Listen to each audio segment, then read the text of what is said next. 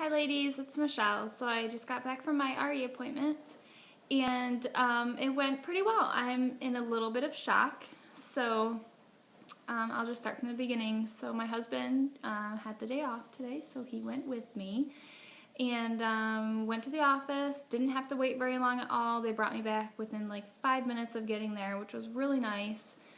The waiting room was empty, which is another nice change from my OB's office, where I'm not sitting next to 5 giant pregnant ladies while I'm going to get my follicle scans.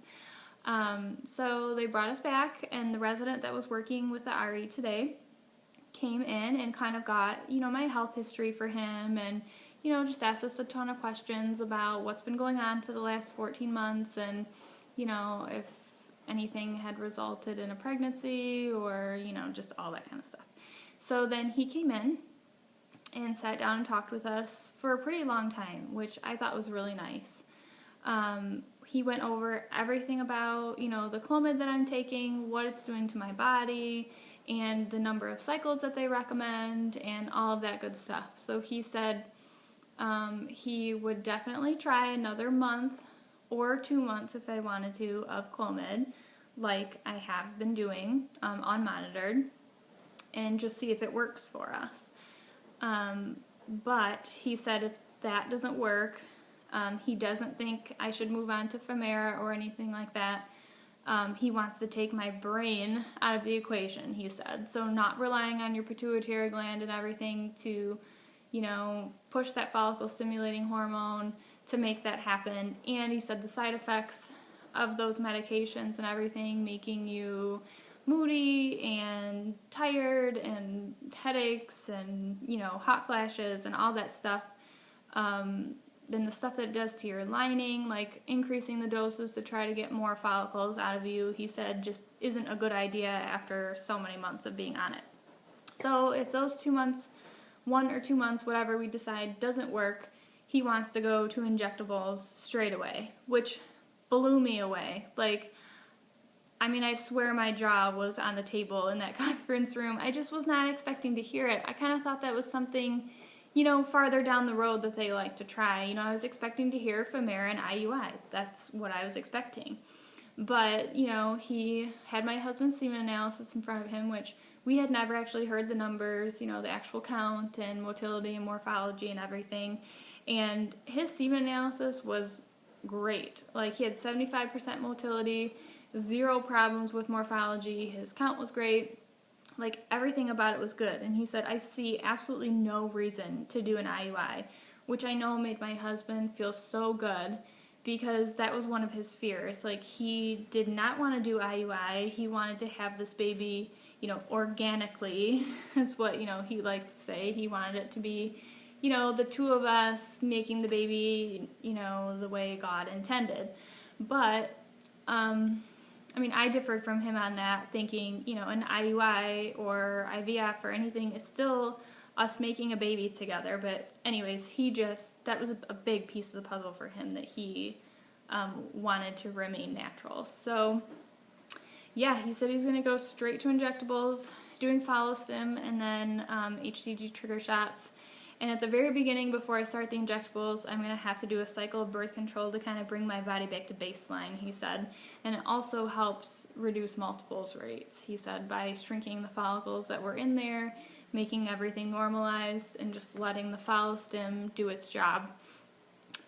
So once I got over the initial shock about hearing the word injectables, and he explained the way they work and how they don't have the side effects on your body, and it's safer as far as cancer risks and cysts and all those other kinds of problems.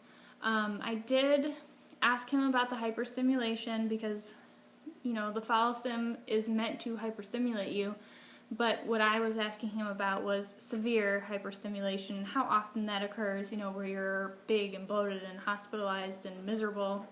And he said he usually, on average, he does about 900 medicated cycles with injectables per year, and he only usually has 2 of his patients end up with that. So that's a pretty small risk. But then the cost. So he said he would only bill to insurance, and then whatever insurance doesn't pay, we don't get charged for.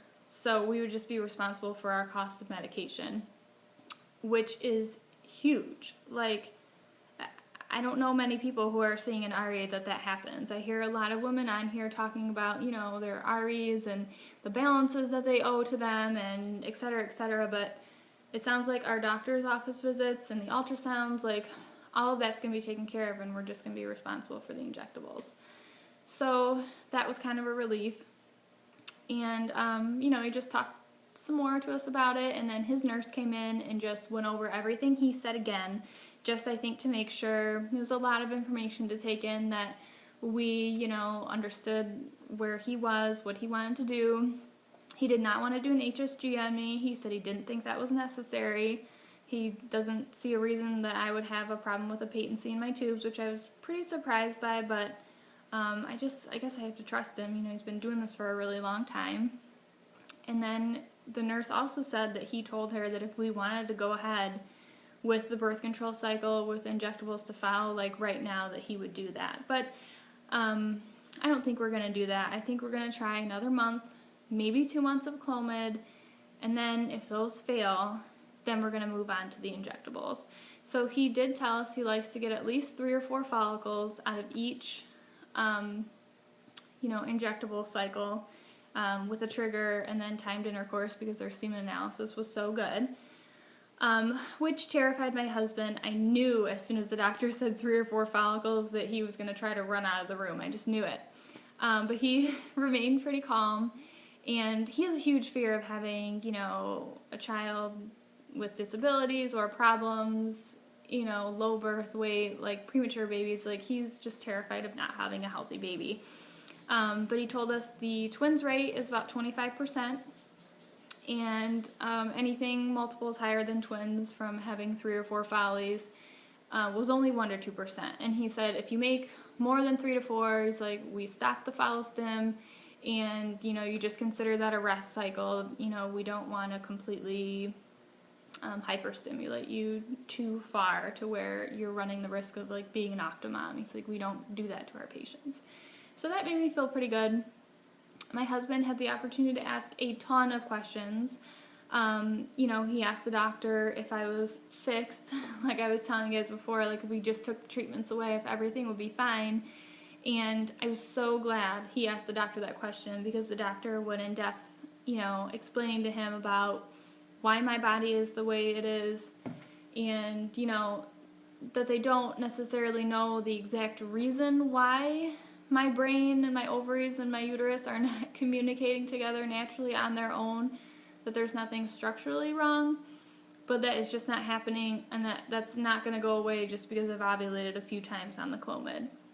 So I was so glad the doctor told him that he was hearing it from the horse's mouth, and not just from me, from a medical professional, someone who's been doing this a long time, that he heard it from him. So that was really good.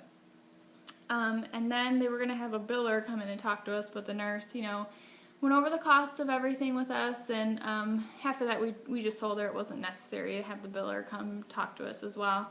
And the cost for the medications, if insurance covers 0 of it, is about $1,000 per cycle just for the follistim. So huge cost. Big thing to consider. I mean, we can afford it, but is that something that we want to jump into right away? I think we're going to take this next cycle or 2 to think about that. I'm on board, I think, with going for it if this next cycle or 2 doesn't work. And I think my husband is too, but, that's a big financial thing to think about. It's a lot of money to spend, so we'll see. But the thing I love the most about this appointment is I feel like going into the appointment, my husband and I differed a little bit on our plan, what we were thinking, and going out of that appointment, I feel like we are completely on the same page now. Walking out of there as partners, knowing like, okay, we're going to try Clomid 1 or 2 more months, and then we're going to move on to this, and we're just going to go with the injectables and do what the doctor said. He felt very comfortable with the doctor, and so did I. He was not pushy. He answered all of our questions. He didn't try to sell us on anything. He said, I want you to be completely 100% comfortable with what we do. He said, that's the most important thing, that you're comfortable with everything that we're doing here for you. So I really love that. And he said he likes to see all of his patients, that I would be seeing him every time I came back. He does his own ultrasounds. Like, I was just very, very impressed with this doctor. I liked him a lot. So that's where we're at right now. Yeah, just in a little bit of shock hearing the word injectables today. Like, I still can't get over it that, you know, that's where we're going to be if this doesn't work. But whatever I've got to do to be a mom and, you know, have a family with my husband, I will do it. But keep your fingers crossed for me, ladies, that I get pregnant, because I'm a real big baby with needles and I do not want to be poking myself every day. But I'll do it if that's, you know, what needs to happen. So I'm going to start testing tomorrow at 9 DPO with my Wanfo strips.